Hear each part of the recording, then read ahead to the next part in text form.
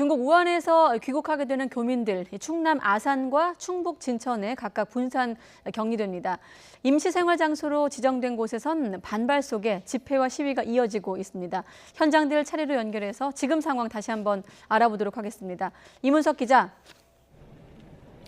네, 이곳은 충남 아산 경찰 인재개발원 앞입니다. 네, 저희도 여기서 뉴스큐 시작할 때 그 대치 상황 좀 봤습니다만 시간이 갈수록 반대 시위에 참여하는 네, 시민들이 늘고 있다고요? 예, 맞습니다. 제가 오늘 아침에 현장에 처음 도착했을 때까지만 하더라도 현장에서 볼 수 있는 주민 수가 20-30명 정도에 불과했습니다.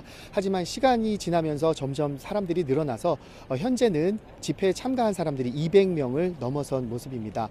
사람만 많아진 것뿐만이 아니고 시위의 수위도 점점 강해지고 있습니다. 1시간여 전에 진영 행정안전부 장관이 양승조 충남지사 등과 경찰 인재교육원 안을 들어갔다 왔습니다. 때 맞춰서 진입로에 있던 주민들은 수용시설 지정에 반대한다는 피켓을 들고 차도에 들어놓은 채 구호를 외쳤습니다.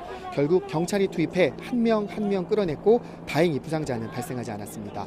이보다 앞서 오후 1시쯤에는 주민 한 명이 경찰을 태운 채 트랙터를 끌고 정문 방향으로 200m가량 질주했다가 되돌아오는 소동도 있었습니다.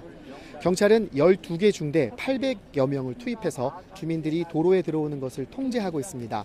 진영 행정안전부 장관은 반대 시위를 벌이는 주민들 앞에서도 섰습니다. 이해를 요청하기 위해서인데요.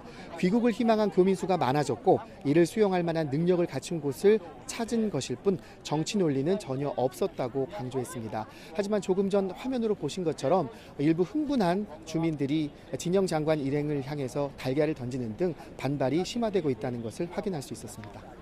네, 그렇군요. 자, 우한에서 귀국하게 되는 교민 700여 명 가운데 한 500명 정도가 바로 그곳 경찰 인재개발원에 머물 계획인 거죠?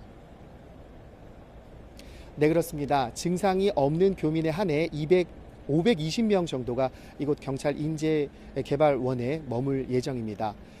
이곳 경찰 인재개발원은 600개 넘는 생활관을 보유하고 있어서 한 번에 1,300명 넘게 인원을 수용을 할 수가 있습니다. 또 김포공항에서 2시간 거리인데다가 1시간 안에 갈 수 있는 종합병원이 여러 곳 있다는 점 등이 고려돼 수용시설 1순위로 꼽혔습니다.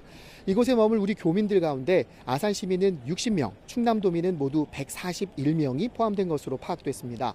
정부는 여기서 철저하게 격리 방역을 하고 잠복기인 14일 뒤에 증상이 나타나지 않은 사람에 한해 귀가시킬 거라면서 지역 주민들의 이해를 요청하고 있습니다.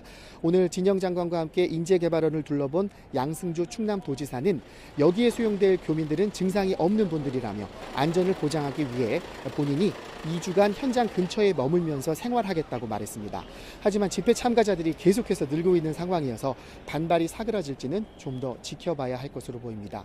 지금까지 충남 아산 경찰 인재개발원에서 YTN 임석입니다.